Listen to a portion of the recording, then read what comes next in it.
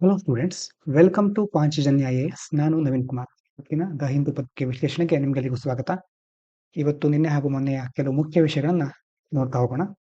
ಮೊದಲನೇದು, India Russia friendship strong and study. PM Modi said the friendship between India and Russia has remained steady like the pole star Dhruvtara despite global ups and downs. Putin ಅವರ ಒಂದು visit ಆಗಿರೋದು ನಿಮ್ಗೆಲ್ರಿಗೂ ಗೊತ್ತಿದೆ. ಈ ಸಂದರ್ಭದಲ್ಲಿ ಪ್ರಧಾನಮಂತ್ರಿ ನರೇಂದ್ರ ಮೋದಿ ಅವರು ಭಾರತ ಮತ್ತೆ ರಷ್ಯಾ ನಡುವಿನ ಸ್ನೇಹ ಅನ್ನೋದು ಧ್ರುವ ತಾರೆಯ ಹಾಗೆ, ಅದು ಸ್ಥಿರವಾಗಿರುತ್ತೆ, ದೃಢವಾಗಿರುತ್ತೆ. ಮೊದಲಿಂದಾನು ದೃಢವಾಗಿದೆ, ಈಗಲೂ ಮುಂದುವರಿತಾ ಇದೆ, ಮುಂದೂ ಹಾಗೆ ಇರುತ್ತೆ ಅಂತ ಅಭಿಪ್ರಾಯಪಟ್ಟಿದ್ದಾರೆ. ಎರಡು ದೇಶಗಳ ನಡುವಿನ ಒಂದು ಬಾಂಧವ್ಯ ಎಷ್ಟು ಗಾಢವಾಗಿದೆ, ಎಷ್ಟು ಶಾಶ್ವತವಾಗಿರುತ್ತೆ ಅನ್ನೋದನ್ನ ಈ ಮೂಲಕ ಅವರು ವ್ಯಕ್ತಪಡಿಸ್ತಾ ಇದ್ದಾರೆ. Both countries plan deeper cooperation till 2030. Modi and Putin discussed expanding ties in energy, trade, and long-term strategic cooperation, signaling that the partnership will continue even under Western pressure. ಪಾಶ್ಚಿಮಾತ್ಯ ದೇಶಗಳಿಂದ ಒತ್ತಡ ಬರ್ತಾ ಇದ್ರೂ ಸಹ ಭಾರತ ಮತ್ತು ರಷ್ಯಾ ನಡುವಿನ ಸ್ನೇಹದಲ್ಲಿ ಯಾವುದೇ ಬಿರುಕು ಮೂಡೋದಿಲ್ಲ. ಇಂಧನ, ವ್ಯಾಪಾರ, ದೀರ್ಘಕಾಲೀನ ಕಾರ್ಯತಂತ್ರ, ಸಹಕಾರ, ಎಲ್ಲದರಲ್ಲೂ ಸಂಬಂಧಗಳನ್ನು ವಿಸ್ತರಿಸ್ತಾನೆ ಇರ್ತೀವಿ ಅನ್ನೋದ್ರ ಬಗ್ಗೆ ಚರ್ಚೆ ಮಾಡಿದ್ದಾರೆ ಎರಡು ನಾಯಕರು. ಹೀಗಾಗಿ 2030ರವರೆಗಂತೂ ಬೇರೆ ಬೇರೆ ಪಾರ್ಟ್ನರ್ಶಿಪ್ಗಳು ಮುಂದುವರಿಯುವಂತ ಸ್ಪಷ್ಟ ಸಂಕೇತ ಇಲ್ಲಿ ಸಿಗ್ತಾ ಇದೆ. Agreement sign to help Indian workers in Russia. India and Russia signed 2 agreements to increase opportunities for Indian skilled and semi-skilled workers to work in Russia in the coming years. ಇದ್ರ ಬಗ್ಗೆ ಮತ್ತೆ ಒಂದು ಪಾಯಿಂಟ್ ಇದೆ, ಆವಾಗಲೂ ಹೇಳ್ತೇನೆ. ರಷ್ಯಾದಲ್ಲಿ ಕೆಲಸ ಮಾಡಲಿಕ್ಕೆ ಸ್ಕಿಲ್ ಇರೋರು, ನುರಿತವಾದಂತಹ ಕಾರ್ಮಿಕರು ಅಥವಾ ಸೆಮಿ ಸ್ಕಿಲ್ಡ್ ವರ್ಕರ್ಸ್ ಅಂತ ಕರೀತೇವೆ, ಅರೆ ನುರಿತ ಕಾರ್ಮಿಕರು, ಅವರಿಗೆ ಹೆಚ್ಚಿನ ಅವಕಾಶವನ್ನ ಸೃಷ್ಟಿ ಮಾಡಲಿಕ್ಕೆ ಎರಡು ದೇಶಗಳು ಒಪ್ಪಂದವನ್ನ ಮಾಡಿಕೊಂಡಿದೆ. ಇನ್ನು ಎರಡನೇ ವಿಷಯ, RBI cuts repo rate by 25 basis points. Reserve Bank of India reduced the repo rate to 5.25%, making borrowing cheaper for banks.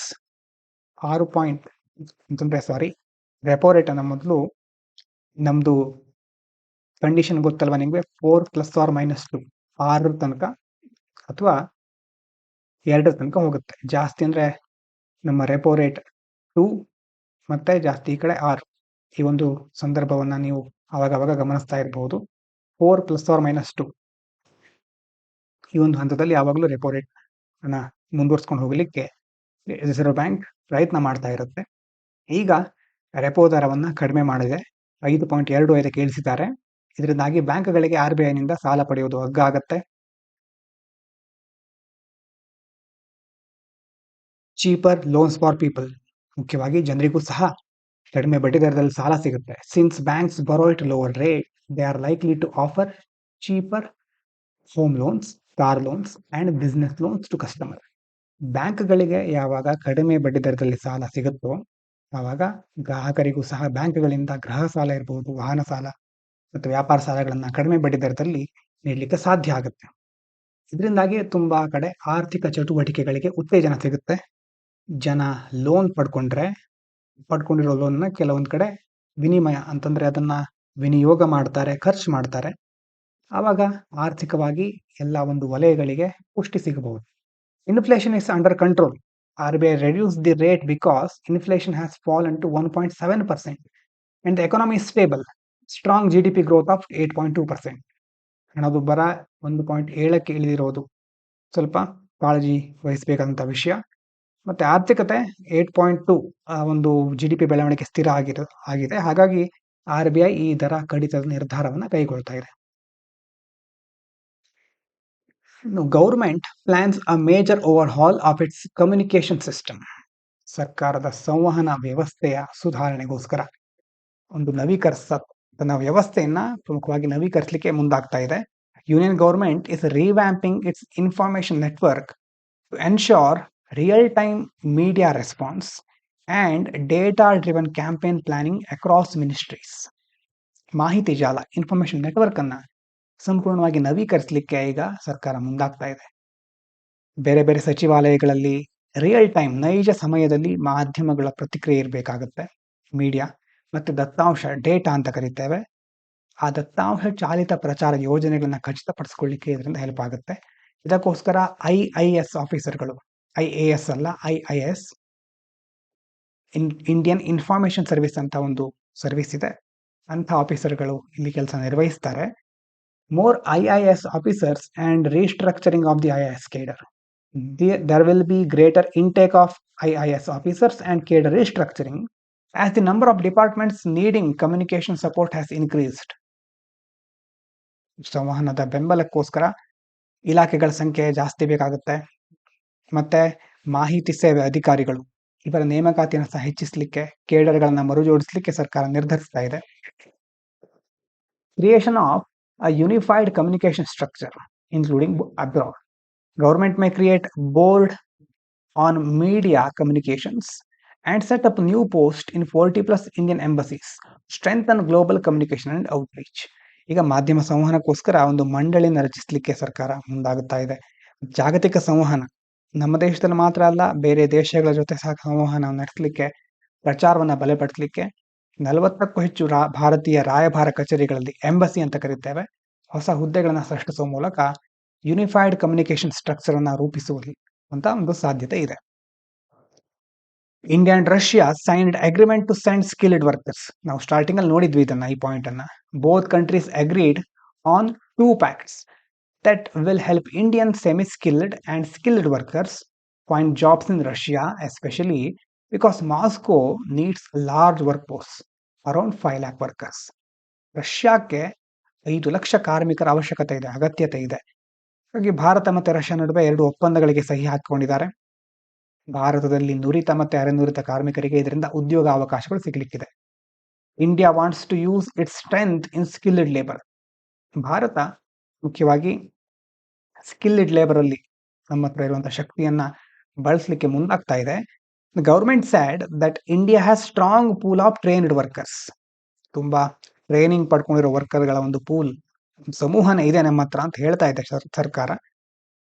And these agreements will help create more job opportunities for Indians abroad while supporting Russia's labour demand. ನಮ್ಮ ದೇಶದ ಉದ್ಯೋಗಾಕಾಂಕ್ಷಿಗಳಿಗೂ ಅಲ್ಲಿ ಸಹಾಯ ಆಗುತ್ತೆ. ರಷ್ಯಾಕ್ಕೂ ಸಹ ಬೇಡಿಕೆ ಇದೆ, ಕಾರ್ಮಿಕ ಬೇಡಿಕೆ ಹೆಚ್ಚಿದೆ, ಹಾಗಾಗಿ ಅದನ್ನು ಸಹ ಪೂರೈಸಲಿಕ್ಕೆ ಸಾಧ್ಯ ಆಗುತ್ತೆ. ವಿನ್ ವಿನ್ ಸಿಚುವೇಶನ್ ಅಂತ ಕರೀತಾರೆ, ಎರಡೂ ಕಡೆ ಲಾಭ ಆಗುತ್ತೆ ಇದರಿಂದ ಅಂತ ಹೇಳ್ತಾ ಇದ್ದಾರೆ. Visa relaxation to boost people to people ties. PM Modi announced 30-day e-tourist visa and group tourist visa for Russians to make travel easier and strengthen cultural and economic ties between two nations. ಪ್ರಯಾಣ ಸುಲಭ ಆಗಬೇಕು ಅಂತಂದ್ರೆ visa ಮುಖ್ಯವಾಗಿ ಬೇಕಾಗುತ್ತೆ.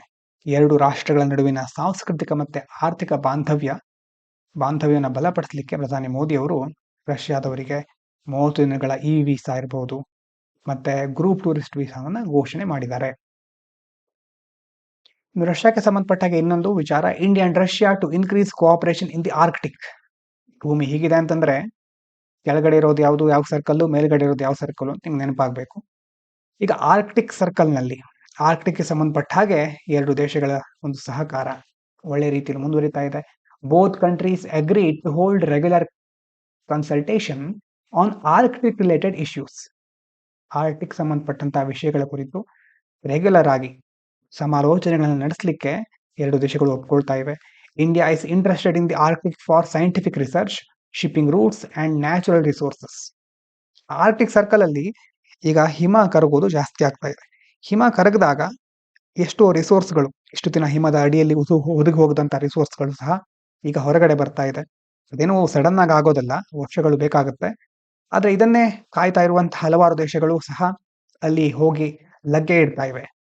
ಈ ಸಂದರ್ಭದಲ್ಲಿ ಭಾರತ ಸಹ ಅಲ್ಲಿ ವೈಜ್ಞಾನಿಕ ಸಂಶೋಧನೆ ನಡೆಸೋದು ಮತ್ತೆ ಕೆಲವು ಸಂಪನ್ಮೂಲಗಳನ್ನು ಪಡ್ಕೊಳ್ಳಿಕ್ಕೆ ಆಗುತ್ತಾ ಅನ್ನೋದನ್ನ ಟ್ರೈ ಮಾಡ್ತಾ ಇದೆ. ಇದಕ್ಕೆ ರಷ್ಯಾ ಮತ್ತೆ ಭಾರತ ಪರಸ್ಪರ ಸಹಕಾರವನ್ನು ಸೂಚಿಸ್ತಾ ಇವೆ. Nuclear cooperation to be strengthened. ಪರಮಾಣು ಸಹಕಾರ ಇದಕ್ಕೆ ಇನ್ನಷ್ಟು ಬಲವರ್ಧನೆ. India and Russia will expand collaboration in the nuclear energy sector, including fuel supply, reactor design, safety systems and joint development of nuclear technologies. ಭಾರತ ಮತ್ತು ರಷ್ಯಾ ಪರಮಾಣು ಮತ್ತೆ ಇಂಧನ ಪೂರೈಕೆ ಇರಬಹುದು, ರಿಯಾಕ್ಟರ್ ಡಿಸೈನ್ ಯಾವ ತರ ಇರುತ್ತೆ, ಈ ಒಂದು ಸೆಕ್ಯೂರಿಟಿ ಸಿಸ್ಟಮ್ಗಳು ಅಭಿವೃದ್ಧಿ ಎಲ್ಲದಕ್ಕೆ ಸಂಬಂಧಪಟ್ಟ ಹಾಗೆ ಪರಸ್ಪರ ಸಹಯೋಗನ ವಿಸ್ತರಿಸ್ತಾ ಇವೆ. Russia ships nuclear fuel for Kudankulam unit 3. Russia started delivering nuclear fuel for Unit 3 of Kudankulam Nuclear Power Project in Tamil Nadu. As part of agreement signed in 2024, fuel supply will cover Unit 3 and 4 for their entire lifetime. 2024ರಲ್ಲಿ ಎರಡು ದೇಶಗಳು ಸಹಿ ಹಾಕೊಂಡಿದ್ವು ಒಂದು ಒಪ್ಪಂದಕ್ಕೆ. ಆ ಒಪ್ಪಂದದ ಪ್ರಕಾರ ತಮಿಳುನಾಡಿನಲ್ಲಿರುವಂತಹ ಕೂಡಂಕುಳಂ ಪರಮಾಣು ವಿದ್ಯುತ್ ಯೋಜನೆಯ 3ನೇ ಘಟಕಕ್ಕೆ ರಷ್ಯಾ ಪರಮಾಣು ಇಂಧನ ಪೂರೈಕೆಯನ್ನ ಪ್ರಾರಂಭಿಸ್ತಾ ಇದೆ. ಈ ಪೂರೈಕೆ ಎಷ್ಟು ಪ್ರಮಾಣದಲ್ಲಿ ಇರುತ್ತೆ ಅಂತಂದ್ರೆ 2 ಪ್ಲಾಂಟ್ಗಳು ಘಟಕ 3 ಮತ್ತೆ 4ರ ಎಂಟೈರ್ ಲೈಫ್ ಟೈಮ್ಗೆ ಸಾಕಾಗುತ್ತೆ. ಇನ್ನೊಂದು ಸಹ ರಷ್ಯಾಕ್ಕೆ ಸಂಬಂಧಪಟ್ಟಿರೋದು. ರಷ್ಯಾಕ್ಕೆ ಸಂಬಂಧಪಟ್ಟ ವಿಷಯನೇ ಯಾಕೆ ಜಾಸ್ತಿ ಇದೆ ಅಂತಂದ್ರೆ ಪುಟಿನ್ ಅವರ ಭೇಟಿಯಿಂದಾಗಿ. ಇದನ್ನು ಸಹ ನೋಡ್ಬಿಡಿ. India and Russia will trade more using rupee and rouble. Both countries agreed to increase the use of national currencies, rupee, ruble, for bilateral trade, so they rely less on the US dollar and ensure smooth, uninterrupted payment.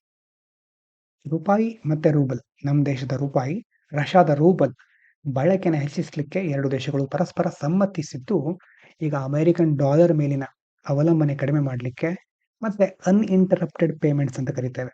ಯಾವುದೇ ರೀತಿ ಅಡೆತಡೆಗಳು ಎದುರಾಗಬಾರದು payment ಮಾಡಬೇಕಾದ್ರೆ. ಹಾಗಾಗ್ಲಿಕ್ಕೆ ಈಗ ಎರಡೂ ದೇಶದ domestic ಕರೆನ್ಸಿಗಳ ಮೂಲಕ ವ್ಯಾಪಾರ ಮಾಡಲಿಕ್ಕೆ ಮುಂದಾಗಿದ್ದಾರೆ. Aim to reduce trade imbalance. India wants to reduce its trade deficit with Russia by promoting rupee based trade.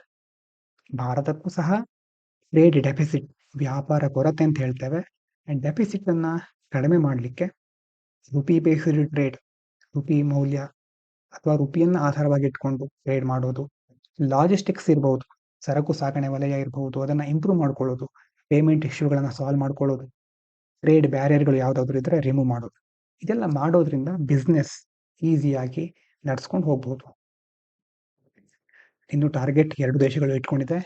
2030ರ ಹೊತ್ತಿಗೆ ಸುಮಾರು $100 ಬಿಲಿಯನ್ ಬೈಲ್ಯಾಟರಲ್ ಟ್ರೇಡ್, ದ್ವಿಪಕ್ಷೀಯ ವ್ಯಾಪಾರ $100 ಕೋಟಿ ಹೆಚ್ಚಿಸಬೇಕು ಅನ್ನುವಂಥ ಗುರಿಯನ್ನ ಎರಡು ದೇಶಗಳು ಇಟ್ಕೊಂಡಿದ್ದಾವೆ. And both leaders expressed confidence that trade is already growing fast and may reach the target even earlier. ಈಗಾಗಲೇ ಈ ಗುರಿ ಕಡೆ ನಾವು ಹೆಜ್ಜೆ ಇಡ್ತಾ ಇದ್ದೇವೆ. ಈ 2030ಕ್ಕಿಂತ ಮೊದಲೇ ನಾವು ಅದನ್ನು ತಲುಪ್ತೇವೆ ಅನ್ನುವಂಥ ವಿಶ್ವಾಸವನ್ನ ಎರಡು ದೇಶದ ನಾಯಕರು ವ್ಯಕ್ತಪಡಿಸ್ತಾ ಇದ್ದಾರೆ. The Supreme Court says AI cannot replace judges. Supreme Court made it clear that judges are fully aware of the risk of using generative AI and will not allow AI to take over judicial decision making or administration. ಎಲ್ಲಾ ಕ್ಷೇತ್ರದಲ್ಲೂ AI ಬರ್ತಾ ಇದೆ, ಮುಂದೆ ಬರಬಹುದಾದ ಸಾಧ್ಯತೆ ಎಂದು ಕಾಣ್ತಾ ಇದೆ. ಹಾಗಾಗಿ ಇಲ್ಲಿ ಸುಪ್ರೀಂ ಕೋರ್ಟಿನ ಒಂದು ಪ್ರಕ್ರಿಯೆಯಲ್ಲಿ ಯಾವ ಪ್ರಮಾಣದಲ್ಲಿ AI ತನ್ನ ಪ್ರಭಾವವನ್ನು ಬೀರಬಹುದು ಅನ್ನೋದ್ರ ಬಗ್ಗೆ ಇಲ್ಲಿ ಕೊಟ್ಟಿರುವಂತಹ ವಿಷಯ ಏನಂತಂದ್ರೆ, ಜನರೇಟಿವ್ AI ಅದರ ಬಳಕೆಯಲ್ಲಿ ಎಷ್ಟು ಅಪಾಯಗಳಿದೆ ಅನ್ನೋದ್ರ ಬಗ್ಗೆ ನ್ಯಾಯಾಧೀಶರು ತಿಳ್ಕೊಂಡಿದ್ದಾರೆ. ಮತ್ತೆ ಆಡಳಿತದ ಮೇಲೆ ಅಥವಾ ಡಿಸಿಷನ್ ಮೇಕಿಂಗ್ ಪ್ರೊಸೆಸ್ ಅಲ್ಲಿ AI ಪ್ರಭಾವ ಬೀರಲಿಕ್ಕೆ ಅವಕಾಶ ಕೊಡೋದಿಲ್ಲ ಅಂತ ಸುಪ್ರೀಂ ಕೋರ್ಟ್ ಹೇಳ್ತಾ ಇದೆ.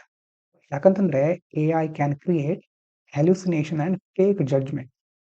ಹ್ಯಾಲ್ಯೂಸಿನೇಷನ್ ಅಂತಂದ್ರೆ ಏನು? ಒಂಥರ ಭ್ರಮೆಯಲ್ಲಿ ಇರೋದು. ಅಂತಂದ್ರೆ ಆ AI-ಗೆ ನನಗೆಲ್ಲ ಗೊತ್ತು ಅನ್ನುವಂಥ ಒಂದು ಭ್ರಮೆ ಇದೆ. ಏನೇ ಕೇಳಿದ್ರು ಅದಕ್ಕೆ ಆನ್ಸರ್ ಕೊಡುತ್ತೆ, ಅದು ಸರಿಯಾಗಿರುತ್ತೆ ಅಂತ ಅದರ ಅರ್ಥ ಅಲ್ಲ. ಫೇಕ್ ಜಡ್ಜ್ಮೆಂಟ್ಗಳನ್ನು ಕೊಡಬಹುದು ಎಷ್ಟೋ ಸಾರಿ. The court warned that generative AI can sometimes create false information. ಉತ್ತರ ಕೊಡೋದಷ್ಟೇ ಗೊತ್ತು, ಸರಿಯಾದ ಉತ್ತರ ಕೊಡೋದು ಗೊತ್ತಿಲ್ಲ ಎಷ್ಟೋ ಸಾರಿ. ಹಾಗಾಗತ್ತೆ ಇಂತಹ ಒಂದು ಸಂದರ್ಭದಲ್ಲಿ ನಕಲಿ ತೀರ್ಪುಗಳು ಬರಬಹುದು, ಫೇಕ್ ಜಡ್ಜ್ಮೆಂಟ್ಗಳನ್ನ ಕ್ರಿಯೇಟ್ ಮಾಡಬಹುದು, ನ್ಯಾಯಾಲಯಗಳನ್ನ ತಪ್ಪು ದಾರಿಗೆ ಎಳಿಬಹುದು, ಗಂಭೀರ ಹಾನಿ ಆಗಬಹುದು ಅಂತ ನ್ಯಾಯಾಲಯ ಎಚ್ಚರಿಸ್ತಾ ಇದೆ. ಇದಕ್ಕೆ ನಾವು ಹ್ಯಾಲ್ಯೂಸಿನೇಷನ್ ಅಂತ ಕರಿತೇವೆ. Need for rules before using AI in courts. ದೊಡ್ಡ ಪ್ರಮಾಣದಲ್ಲಿ ಆಗದೆ ಇದ್ರು ಸಣ್ಣ ಸಣ್ಣ ಪ್ರಮಾಣದಲ್ಲಿ AI-ನ ಯೂಸ್ ಮಾಡಬೇಕಾದ್ರೂ ಅದಕ್ಕೆ ಸರಿಯಾದ ರೆಗ್ಯುಲೇಷನ್ಸ್, ರೂಲ್ಸ್ ಇರಬೇಕು. The Supreme Court said India needs strict policies or guidelines for using AI in courts to ensure transparency, avoid bias, and protect fundamental rights before such tools are allowed. ಪಾರದರ್ಶಕತೆಯನ್ನು ಖಚಿತಪಡಿಸಿಕೊಳ್ಬೇಕು, ಪಕ್ಷಪಾತ ಇರಬಾರದು, ಮೂಲಭೂತ ಹಕ್ಕುಗಳಿಗೆ ರಕ್ಷಣೆ ಸಿಗಬೇಕು. ಎಲ್ಲ ಮಾಡಿ ಆ ಒಂದು ಅಂಶಗಳನ್ನ ಗಮನದಲ್ಲಿ ಇಟ್ಕೊಂಡು ಸರ್ಕಾರ ನೀತಿಗಳನ್ನ, ಮಾರ್ಗಸೂಚಿಗಳನ್ನ ರೂಪಿಸಬೇಕು ಅಂತ ಸುಪ್ರೀಂ ಕೋರ್ಟ್ ಹೇಳ್ತಾ ಇದೆ. ಇದಾದ್ಮೇಲೆ NATGRID helps police access data quickly. ಪೊಲೀಸರಿಗೆ ದತ್ತಾಂಶವನ್ನು ತ್ವರಿತವಾಗಿ ಪಡಿಲಿಕ್ಕೆ ನ್ಯಾಟ್ ಗ್ರಿಡ್ ಹೆಲ್ಪ್ ಮಾಡುತ್ತೆ. ಅದೇನು ನ್ಯಾಟ್ ಗ್ರಿಡ್ ಅಂತಂದ್ರೆ ಸಿಸ್ಟಮ್ ಅದು that allows police and investigation agencies to access many government and private data bases in real time like Aadhaar, driving licence, airline and bank records. Mumbai attack ಆದ್ಮೇಲೆ ಇದನ್ನ ರೂಪಿಸಿದ್ರು. ಯಾಕಂತಂದ್ರೆ ಎಲ್ಲರಿಗೂ ಒಂದು uniform ಆಗಿರುವಂತಹ ಒಂದು ವ್ಯವಸ್ಥೆ ಇರಲಿ. ವ್ಯವಸ್ಥೆ ಮೂಲಕ ಪೊಲೀಸ್ ಇರಬಹುದು, ತನಿಖಾ ಸಂಸ್ಥೆಗಳು, ಆಧಾರು, ಚಾಲನಾ ಪರವಾನಗಿ ಇರಬಹುದು, ವಿಮಾನಯಾನ, ಬ್ಯಾಂಕ್ ದಾಖಲೆ, ಸರ್ಕಾರಿ ಮತ್ತೆ ಖಾಸಗಿ ಡೇಟಾಬೇಸ್ಗಳನ್ನ ರಿಯಲ್ ಟೈಮ್ ನಲ್ಲಿ ಪಡ್ಕೊಳ್ಳಿಕ್ಕೆ ಈ ನ್ಯಾಟ್ ಗ್ರಿಡ್ ಅನ್ನೋದು ಹೆಲ್ಪ್ ಮಾಡುತ್ತೆ. Usage is rising fast. Agencies are now making about 45,000 requests every month, showing that the system is increasingly being used to gather information during investigation. ಏಜೆನ್ಸಿಗಳು, ಬೇರೆ ಬೇರೆ ಸೆಕ್ಯೂರಿಟಿ ಏಜೆನ್ಸಿಗಳು ಈ ಒಂದು ನ್ಯಾಟ್ ಗ್ರಿಡ್ ನ ಮೂಲಕ ಬಹಳ ದೊಡ್ಡ ಪ್ರಮಾಣದ ಉಪಯೋಗನ ಪಡ್ಕೊಳ್ತಾ ಇದ್ದಾರೆ. ಪ್ರತಿ ತಿಂಗಳು ಸುಮಾರು 45,000 ವಿನಂತಿಗಳು ಬರ್ತಾ ಇದೆ ನ್ಯಾಟ್ ಗ್ರಿಡ್ಗೆ. ಹಾಗಾಗಿ ಇದ್ರ ಏನ್ ತೋರಿಸುತ್ತೆ ಇದು ಅಂತಂದ್ರೆ ಎಷ್ಟು ಹೆಲ್ಪ್ ಆಗುತ್ತೆ ಇದರಿಂದ ಇನ್ವೆಸ್ಟಿಗೇಷನ್ ಅಲ್ಲಿ ಅಂತ ಗೊತ್ತಾಗ್ತಾ ಇದೆ. ಆದ್ರೂ ಸಹಿತ ಕೆಲವೊಂದು ಚಾಲೆಂಜಸ್ ಗಳಿದೆ. Some challenges remain. State police say the platform is sometimes slow and difficult to access, but the government is working to improve security, speed and data protection on NAT grid. ಕೆಲವೊಂದು ಸರಿ ನಿಧಾನ ಆಗುತ್ತೆ. Online ವ್ಯವಸ್ಥೆ ಸರಿಯಾಗಿರ್ಬೇಕು ಅಂತಂದ್ರೆ ಕೇವಲ ಸರ್ಕಾರ ಹೂಡಿಕೆ ಮಾಡಿದ್ರೆ ಸಾಕಾಗೋದಿಲ್ಲ, ವ್ಯವಸ್ಥೆನ ರಚಿಸಿದ್ರೆ ಸಾಕಾಗೋದಿಲ್ಲ. ಈ ವರ್ಷ ಒಂದು ಮೇನ್ಸ್ ಅಲ್ಲಿ ಒಂದು ಕ್ವಶನ್ ಬಂದಿತ್ತು. ಸರ್ಕಾರಿ ವೆಬ್ಸೈಟ್ಗಳಿರ್ಬಹುದು, ಸರ್ಕಾರದ ಸಾಫ್ಟ್ವೇರ್ಗಳಿರ್ಬಹುದು, ಅದು ಹೆಚ್ಚಾಗಿ ಬ್ಯಾಕ್ ಎಂಡ್ ಅಲ್ಲಿ ಸ್ವಲ್ಪ ಕಾಂಪ್ಲಿಕೇಟ್ ಆಗಿರುತ್ತೆ, ಯೂಸರ್ ಫ್ರೆಂಡ್ಲಿ ಆಗಿರೋದಿಲ್ಲ ಅನ್ನುವಂತ ಅರ್ಥದಲ್ಲಿ ಒಂದು ಮೇನ್ಸ್ ಕ್ವಶನ್ ಬಂದಿತ್ತು. ನೀವು ನೋಡಿದ್ರೆ ಗೊತ್ತಿರಬಹುದು. ಯಾಕಂತಂದ್ರೆ ಗೌರ್ಮೆಂಟ್ ಏನ್ ಮಾಡುತ್ತೆ, ಹೈರ್ ಮಾಡಿ ಒಂದು ಕಂಪ್ನಿಗೆ ಕಾಂಟ್ರಾಕ್ಟ್ ಕೊಡುತ್ತೆ. ಹೈರ್ ಮಾಡೋದಲ್ಲ, ಕಂಪ್ನಿಗೆ ಕಾಂಟ್ರಾಕ್ಟ್ ಕೊಡೋದು. ಕಾಂಟ್ರಾಕ್ಟ್ ಕೊಟ್ಟು ಅವ್ರ ಪಾಡಿಗೆ ಅದನ್ನ ಬಿಟ್ಟು ಬಿಡುತ್ತೆ, ಪ್ರೋಗ್ರೆಸ್ ಅನ್ನ ನೋಡೋದಿಲ್ಲ. ಯಾವುದೇ ಒಂದು IT ಕಂಪ್ನಿಯಲ್ಲಿ ಈಗಿರುವಂತ ಮೆಥಡಾಲಜಿ ಆಲ್ಮೋಸ್ಟ್ ಅಜೈಲ್ ಮೆಥಡಾಲಜಿ ಅಂತ ಕರೀತಾರೆ. ಅಜೈಲ್ ಅಂತಂದ್ರೆ ಏನು, ಒಂದು ತತ್ವ ಅಥವಾ ಯಾವ ಪ್ರಿನ್ಸಿಪಲ್ ಅನ್ನ ಮೊದಲು ಸರಿಯಾಗಿ ತಿಳ್ಕೊಳ್ಳೋದು, ಆಮೇಲೆ ಥಿಯರಿಟಿಕಲ್ ತಿಳ್ಕೊಂಡಾದ್ಮೇಲೆ ಅದನ್ನ ಪ್ರಾಕ್ಟಿಕಲ್ ಆಗಿ ಇಂಪ್ಲಿಮೆಂಟ್ ಮಾಡೋದು, ಅದಾದ್ಮೇಲೆ ಅದನ್ನ ಟೆಸ್ಟ್ ಮಾಡೋದು, ಟೆಸ್ಟ್ ಮಾಡಿ ಫೀಡ್ಬ್ಯಾಕ್ ತಗೊಂಡು ಮತ್ತೆ ಅದನ್ನ ಮರು ರೂಪಿಸ್ಕೊಂಡು ಮತ್ತೆ ಹೊಸ ಬದಲಾವಣೆಗಳನ್ನ ಮಾಡೋದು. ಈ ತರ ಪದೇ ಪದೇ ಇಟರೇಷನ್ಗಳು ಜಾಸ್ತಿ ಮಾಡ್ತಾ ಹೋಗ್ತಾರೆ. ಅದೇ ಗೌರ್ಮೆಂಟ್ ವೆಬ್ಸೈಟ್ಗಳಲ್ಲಿ ಆಗಿರೋದಿಲ್ಲ. ಎಷ್ಟೋ ವರ್ಷಗಳಿಂದ ಒಂದೇ ಇಂಟರ್ಫೇಸ್ಗಳಿರುತ್ತೆ. ಅದನ್ನ ನೋಡಿದಾಗ ಯಾರಿಗೂ ಸಹಿತ ಎಲ್ಲಿ ಏನಿದೆ ಅಂತ ಗೊತ್ತೇ ಆಗೋದಿಲ್ಲ. ಕಷ್ಟಪಟ್ಟು ಯಾವ್ಯಾವ್ದು ಎಕ್ಸ್ಪರ್ಟ್ಗಳನ್ನ ಸಂಪರ್ಕ ಮಾಡಿ ಅದಾದ್ಮೇಲೆ ನಮಗೆ ಏನಾದ್ರು ಸಿಗುತ್ತೆ ಅದರಲ್ಲಿ. ಹಾಗಾಗಿ ಬಹಳ ಕಾಂಪ್ಲಿಕೇಟ್ ಆಗಿರುತ್ತೆ. ಸಾಮಾನ್ಯ ಜನರಿಗೆ ಸರ್ಕಾರಿ ವೆಬ್ಸೈಟ್ಗಳನ್ನ ಆಕ್ಸೆಸ್ ಮಾಡೋದು ಮೊದಲನೇದು ಕಷ್ಟ. ಆಕ್ಸೆಸ್ ಮಾಡಿದ್ಮೇಲೆ ಎಲ್ಲಿ ಏನಿದೆ ಅಂತ ಹುಡುಕೋದು ಎರಡನೇ ಕಷ್ಟ. ಹುಡುಕಿದ್ರು ಸಹ ಸರ್ವರ್ ಡೌನ್ ಆಗಿರುತ್ತೆ. ಒಂದು ಪೇಜ್ ಓಪನ್ ಆಗಿದ್ರೆ ಇನ್ನೊಂದು ಪೇಜ್ ಓಪನ್ ಆಗೋದಿಲ್ಲ. ಮತ್ತೆ ಪೇಮೆಂಟ್ ಇಶ್ಯೂಗಳು ಬರ್ತಾ ಇರುತ್ತೆ. ಇಂಥ ಎಲ್ಲ ಸಮಸ್ಯೆಗಳು ಗೌರ್ಮೆಂಟ್ ವೆಬ್ಸೈಟ್ಗೆ ಸಂಬಂಧಪಟ್ಟ ಹಾಗೆ ನಾವು ನೋಡ್ತಾ ಹೋಗ್ತೇವೆ. ಇದಕ್ಕೆ ಪರಿಹಾರ ಏನು ಅಂತಂದ್ರೆ, ಸರ್ಕಾರ ಕೇವಲ ಕಾಂಟ್ರಾಕ್ಟ್ ಬೇಸಿಸ್ ಮೇಲಲ್ಲ, ಪ್ರಾಕ್ಟಿಕಲ್ ಆಗಿ ರಿಸಲ್ಟ್ ಓರಿಯೆಂಟೆಡ್ ಆಗಿರ್ಬೇಕು. ದೊಡ್ಡ ದೊಡ್ಡ ಕಂಪನಿಗಳಲ್ಲಿ UX UI ಡಿಸೈನರ್ಗಳು ಅಂತ ಇರ್ತಾರೆ. UX user experience user interface ಡಿಸೈನರ್ಗಳು ಅಂತ. ಅವ್ರ ಕೆಲಸ ಕೋಡ್ ಮಾಡೋದಲ್ಲ, ಜಸ್ಟ್ ಯಾವ ತರ ವೆಬ್ಸೈಟ್ ಇದ್ರೆ ಅದು ಯೂಸರಿಗೆ ಒಳ್ಳೆಯದು.